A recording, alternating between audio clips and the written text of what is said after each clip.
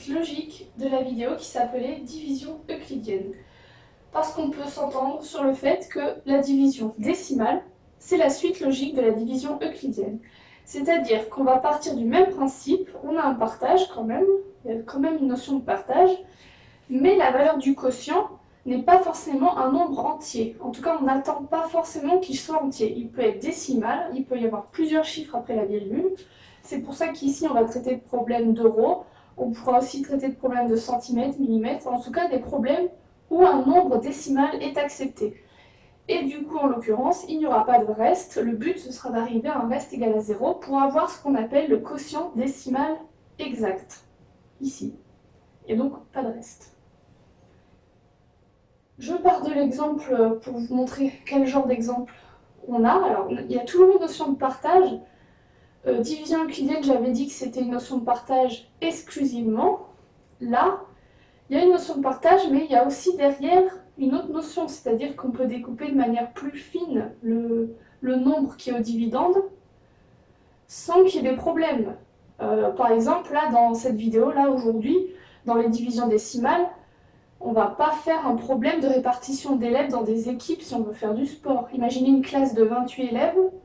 Si on veut les répartir, je ne sais pas, un sport où il faut être 6, bon, 6 x 4, 24. Vous voyez, il reste 4 élèves sur le côté. Ben, on ne va pas les découper pour qu'ils puissent aller les 4 dans les équipes de 6. C'est bizarre. On ne peut pas découper les gens. Par contre, on peut découper les euros, les centimètres, etc. Donc j'attaque la division et on va voir à quel moment la méthode change, parce qu'il y a quand même une virgule aussi, en passant. On va voir à quel moment elle change par rapport à la division euclidienne. Petite remarque aussi avant de commencer, on peut très bien avoir un cas où là, il n'y a pas du tout de virgule, on peut avoir un nombre entier, mais quand on divise par 7 ou par autre chose, et bien là, on a quand même un quotient décimal possible. Donc sachez que ce n'est pas parce qu'on est dans la division décimale que moi j'ai mis une virgule.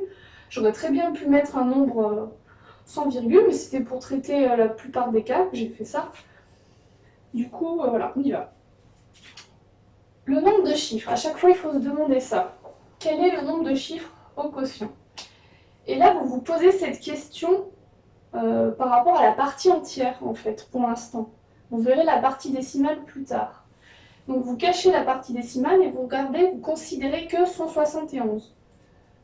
Si on prend que le 1, ça ne va pas, c'est trop petit. Donc il faut considérer 17. Donc déjà, ça compte pour 1, chiffre au quotient. Le 1, il compte pour 1. Et là, il y aura la virgule. Ce qui est après la virgule, on verra ce qui se passe juste après. Je pose ma division. Combien de fois 7 pour aller à 17? 2 fois. 7 fois 2, 14. 17 moins 14, 3. Je rabaisse le 1 et je tombe sur 31. Alors, n'hésitez pas à écrire la table de 7 si jamais vous vous en souvenez plus. Moi, là, je le fais mentalement. Combien de fois 7 pour aller à 31? 4 fois. 7 fois 4, 28. 31 moins 28, 3. Et à ce moment-là, la virgule qui est là, il ne faut pas la mettre là. Non, ça ne sert à rien. Parce qu'ici, en fait, on ne va plus considérer des unités. Vous allez voir, on va considérer des dixièmes. Donc cette virgule-là, en fait, je l'ai déjà mise, elle est là. Mais si vous, vous avez oublié de la mettre au début, quand vous avez compté les chiffres, là, comme moi, vous pouvez la mettre maintenant, à cette étape-là. Vous vous dites, bon, ça y est, j'ai rabaissé le dernier chiffre du nombre de la partie entière. Et du coup, quand on a mis la virgule, qu'on a fait ce calcul-là, on rabaisse le 5, encore une fois, sans mettre la virgule qui est là. C'est pas le nombre 3,5 qu'on va découper. On est au niveau des dixièmes, en fait, c'est le nombre 35 qu'on va découper. D'ailleurs, ça tombe très bien. Vous voyez, 35, il est dans la table de 7. 7 fois 5. 7 fois 5, 35. 35, du coup, sous-entendu un dixième. C'est pour ça qu'il est là, le 5, c'est 5 dixièmes fois 7. Et on trouve 0. On a fini, le reste est égal à 0. Et ça, c'est le quotient exact, sous-entendu décimal.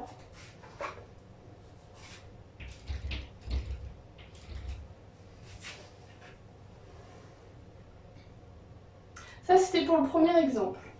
Donc, sous-entendu aussi que là, la réponse à la question, combien aura chaque enfant en euros?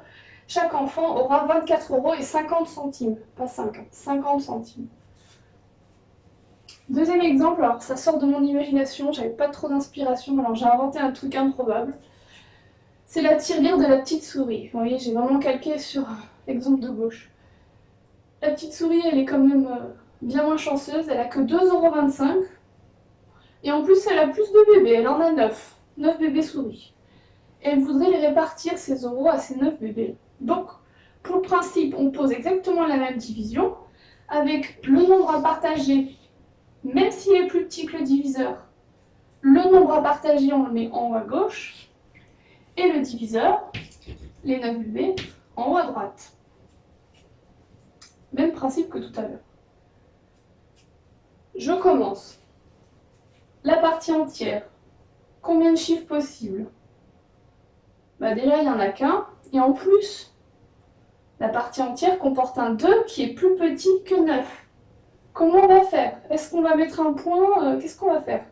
Là, tout à l'heure, c'était clair, on mettait 2 points parce qu'on savait que la partie entière, elle avait 2 chiffres. Mais là, 9, il y va même 0 fois. Donc, comment on fait? Bah, qu'est-ce que je viens de dire? 0.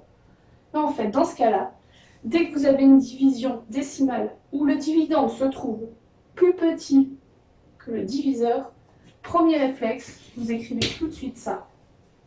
Tout de suite.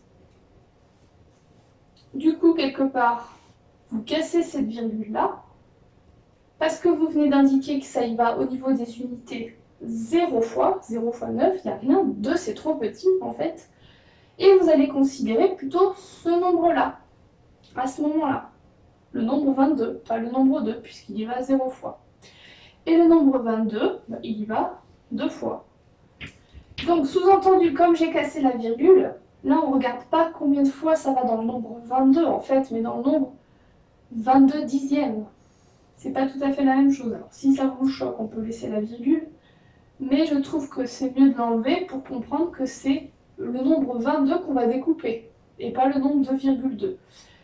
2 fois 9, 18, donc. Et on fait la soustraction, on trouve 4.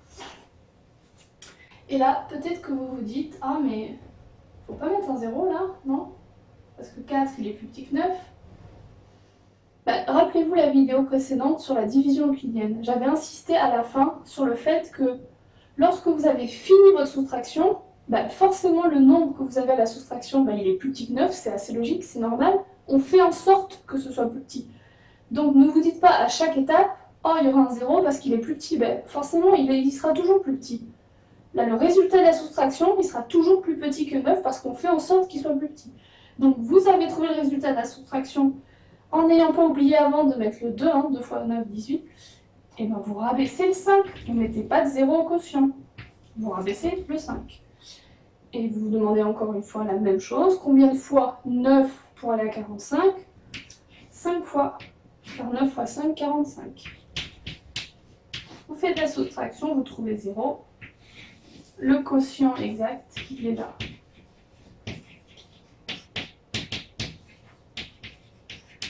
Et petite parenthèse qui est pas si mal, j'avais oublié de le faire pour l'exemple de gauche. L'écriture suivante, pour le coup là, vu qu'il n'y a pas de reste,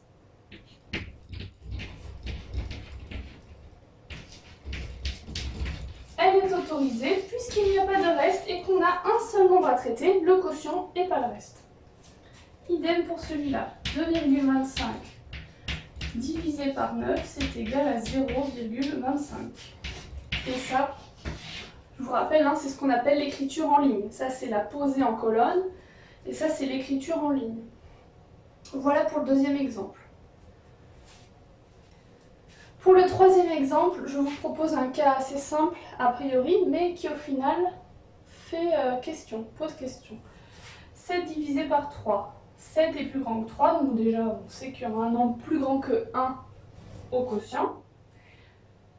Donc là, vu qu'il n'y a qu'un seul chiffre, je sais que dans la partie entière, en tout cas, après dans la partie décimale, on verra, mais dans la partie entière, il n'y a qu'un seul chiffre. Combien de fois 3 pour aller à 7? 2. 2 fois 3, 6. Il reste 1. Et là, qu'est-ce que je fais? comment je continue? Il n'y a plus rien à rabaisser là-haut. Et c'est là qu'intervient les fameux zéros qu'on rajoute pour en fait rendre les choses plus pratiques. 7, c'est comme 7,0. Vous êtes d'accord normalement avec ça? Donc comme 1 est plus petit que 3, je rappelle que c'est la partie entière de... Comme 1 est plus petit que 3, on va faire comme tout à l'heure, on va casser la virgule et on ne va pas considérer le nombre 7 unités, mais le nombre 70 dixièmes. Et du coup, là, c'est comme si on avait enlevé déjà 6 unités, c'est ça? Donc, il reste une unité ou 10 dixièmes, c'est pareil. Et 10 dixièmes, par contre, ça, je vais pouvoir le partager avec 3, parce que 1, c'était trop petit, mais 10, je peux. Donc, je continue. Combien de fois 3 pour aller à 10? 3. 3 fois 3, 9. 10 moins 9, 1. Et j'ai encore le fameux 1. Comment je fais? Je rajoute un 0 encore, puisque je rappelle que 7,00 ou 7,0 ou 7, tout ça, c'est pareil. Je rabaisse le 0. Donc là, j'ai enlevé 6 unités, j'ai enlevé 9 dixièmes, et là, je vais regarder ce que je peux faire au niveau des centièmes, au niveau des 10 centièmes qui me restent. Bah, je peux encore en enlever 3 parce que c'est le même nombre que tout à l'heure. Combien de fois 3 pour aller à 10? 3. 3 fois 3, 9. Bon, vous vous rendez pas compte que je peux continuer à faire ça longtemps? Non, quand même. Et ben si.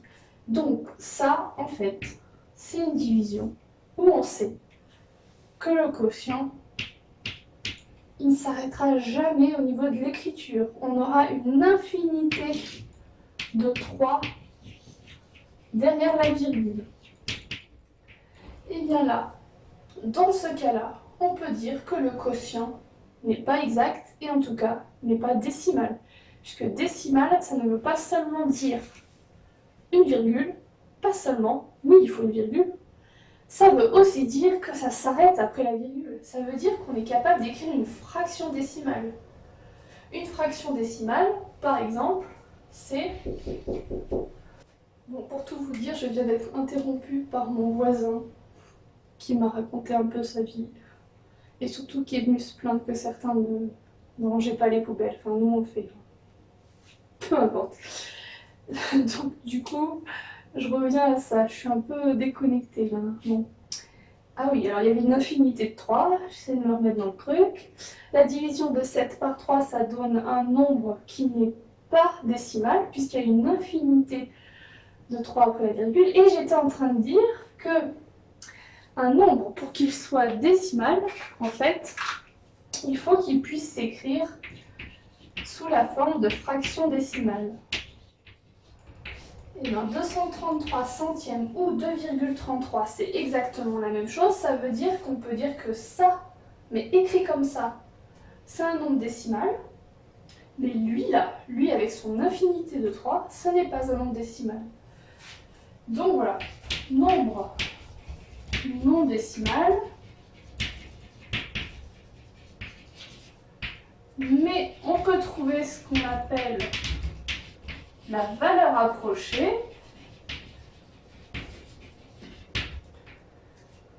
Et on écrira ça sous cette forme-là. 7 divisé par 3, et là surtout pas 2 égal, on est environ égal à 2,33, valeur approchée au centième.